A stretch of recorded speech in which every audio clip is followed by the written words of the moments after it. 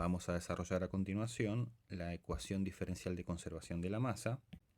Para ello tomamos un elemento diferencial de fluido de lados diferencial X, diferencial Y, diferencial Z.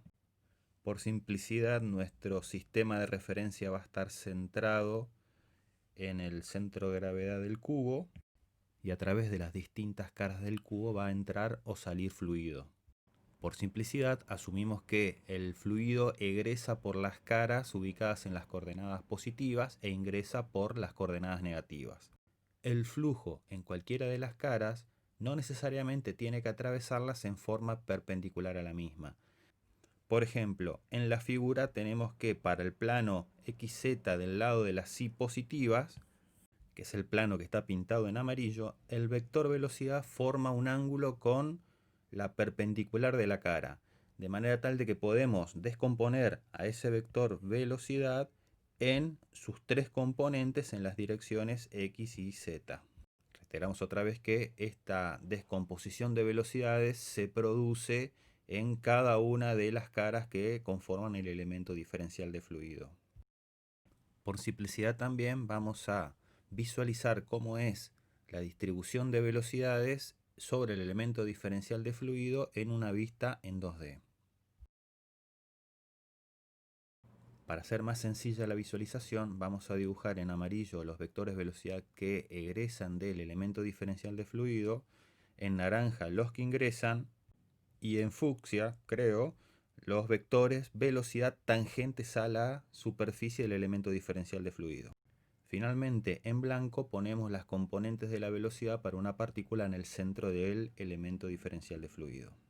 A las componentes horizontales las vamos a definir como U, a las verticales B. La densidad en el centro del cubo va a ser ρ. Vemos que los lados van a tener diferencial X, diferencial Y y diferencial Z de profundidad. A la derecha, la velocidad es U más la derivada de U respecto de X por diferencial de X sobre 2. Recordando también que este diferencial de X es positivo porque se encuentra en el lado de las X positivas del cubo.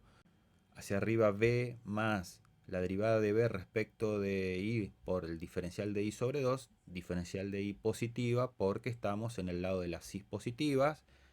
Entrando por la izquierda, la velocidad es U menos la derivada de U respecto de X por diferencial de X sobre 2. Diferencial de X es el negativo porque estamos del lado de las X negativas. Entrando por abajo, B menos la derivada de B respecto de Y por el diferencial de Y sobre 2.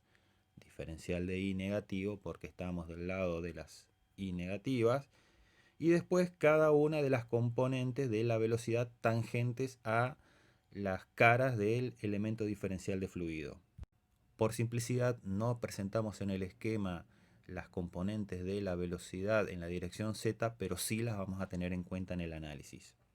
Por último también tenemos que la densidad puede cambiar en cada una de las caras del elemento diferencial de fluido. Entonces, la cara de arriba va a tener que la densidad es ρ más la derivada de ρ respecto de Y, diferencial de Y sobre 2, y también acá los diferenciales de Y y diferenciales de X van a estar afectados por el signo relativo al sistema de referencia. Nuestro campo de velocidades lo podemos definir en coordenadas cartesianas como UNX, BNY y WNZ, y planteamos a continuación la ecuación de conservación de la masa. La conservación de la masa dice que la derivada de la masa contenida en el volumen de control respecto del tiempo más la sumatoria de los caudales másicos que egresan del volumen de control menos la sumatoria de los caudales másicos que ingresan al volumen de control es igual a 0. A continuación vamos a ver qué forma toman cada uno de los términos de esta ecuación de conservación y para ello los vamos a llamar como A, B y C. Vamos a empezar con el término de acumulación. Para ello tenemos en cuenta que el volumen del elemento diferencial de fluido no cambia, pero como vimos, la densidad puede cambiar de cara a cara. Por lo tanto, podemos sacar al volumen del volumen de control del diferencial, por lo tanto, la derivada de la masa acumulada en el volumen de control respecto del tiempo va a ser igual a la derivada de x por la derivada de y por la derivada de z, que es el volumen del elemento diferencial de fluido, por la derivada de ρ respecto de t. Encontrar ahora qué forma toman los términos de flujo.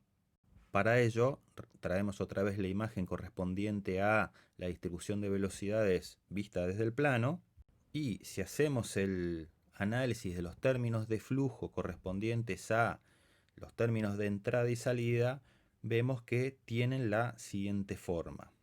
Lo que se ve acá son los caudales másicos que ingresan al elemento diferencial de fluido por las caras correspondientes. En la figura vemos que el flujo ingresante, habíamos dicho que es en naranja, es este que tenemos aquí para la componente B, este que tenemos aquí para la componente U, y no se está viendo, pero perpendicular a la imagen, tenemos también un cierto caudal que ingresa al elemento diferencial de fluido. ¿Y qué es lo que tenemos entonces? Tenemos que para la entrada, por ejemplo, para este término que tenemos acá, tenemos el valor de la densidad en esa cara por el valor de la velocidad que atraviesa perpendicular esa cara por el área de la cara propiamente dicha, diferencial de y por diferencial de z, que es perpendicular a la imagen. A eso se le suma la densidad en la cara inferior por la velocidad perpendicular a la cara, también inferior, por el área de la cara inferior, que es diferencial de x por diferencial z. Y no se ve en la imagen, pero finalmente el caudal que ingresa perpendicular a la imagen es la densidad por la componente W correspondiente por el área diferencial x diferencial y.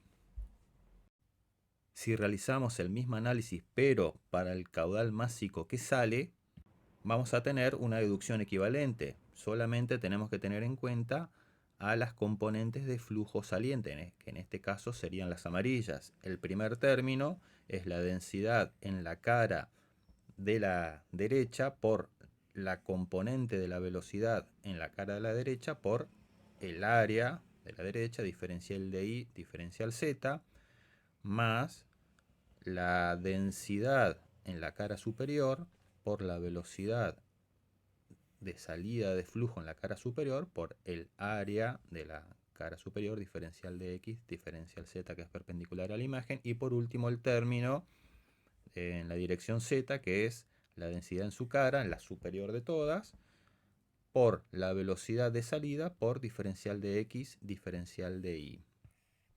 A estas alturas ya resulta evidente que la única componente de la velocidad que produce efectivamente un flujo, un caudal, ingresando o saliendo de las superficies del elemento diferencial de fluido, son aquellas que son normales a las superficies. Las componentes tangenciales, que se ven en la imagen en fucsia, creo, y también aquellas componentes de la velocidad en la dirección z, pero paralelas a las caras del elemento diferencial de fluido, no aportan al balance de masa. Por lo tanto, no hay que tenerlas en cuenta. Se las representa en el gráfico porque, bueno, es necesario, ya que tenemos un vector velocidad que sale con un ángulo cualquiera, y ese vector hay que descomponerlo en sus respectivas componentes en las direcciones para el sistema de referencia que se esté usando, que es en este caso el cartesiano. Reemplazamos ahora entonces estos resultados obtenidos en A, B y C en la ecuación de conservación de la masa. Tenemos entonces el término de acumulación, la sumatoria de los caudales másicos que egresan o atraviesan la superficie de control saliendo del elemento diferencial de fluido, y la sumatoria de los caudales másicos que ingresan al elemento diferencial de fluido, esto por supuesto igualado a 0. A continuación, lo que hay que hacer es desarrollar esta expresión y simplificarla adecuadamente.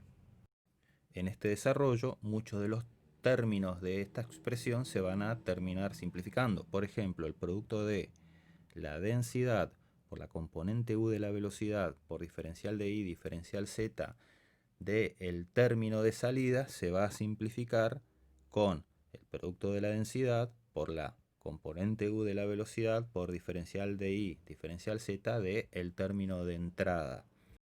El mismo resultado se va a obtener cuando se repita la operación para las componentes b y w en el término de salida con la componente b y w del término de entrada. Y lo mismo va a pasar con aquellos términos que tengan productos de derivadas parciales.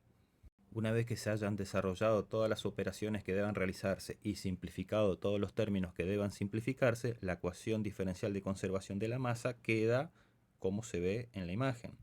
Y si a esa expresión se la divide por el volumen del elemento diferencial de fluido, tenemos finalmente la expresión correspondiente a la ecuación de conservación de la masa. La derivada de la densidad respecto del tiempo más la derivada respecto de x del producto ρ por u más la derivada respecto de y del producto ρ por b más la derivada respecto de z del producto ρ por w igual a 0.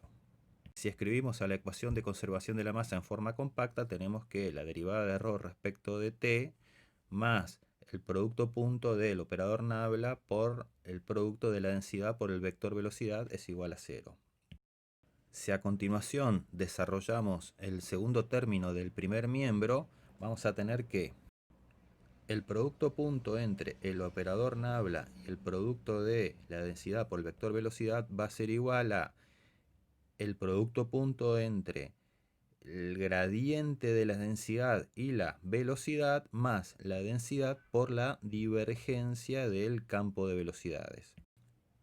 Ahora, la suma de la derivada de ρ respecto de t más el producto punto entre el gradiente de ρ y el vector velocidad va a ser igual a la derivada sustancial de la densidad respecto del tiempo. Y el último término del primer miembro muestra a la divergencia del campo de velocidades, que eso nos lleva a el tensor velocidad de deformación, o mejor dicho, a uno de los resultados obtenidos allí. ¿Y de qué trataba esto? Si la densidad del fluido es constante, tenemos que no hay variaciones temporales de la densidad y tampoco espaciales, por lo cual el gradiente de la densidad se hace cero. Por lo tanto, si el fluido es incompresible, esto es, que la densidad del fluido es igual a cero, la ecuación diferencial de conservación de la masa se limita a que la divergencia del campo de velocidades es igual a cero. Por supuesto, si la densidad ya deja de ser constante, tenemos que evaluar los cambios de densidad temporales, si corresponde, y espaciales, si corresponde. O sea, la ecuación a emplear es la que tenemos aquí.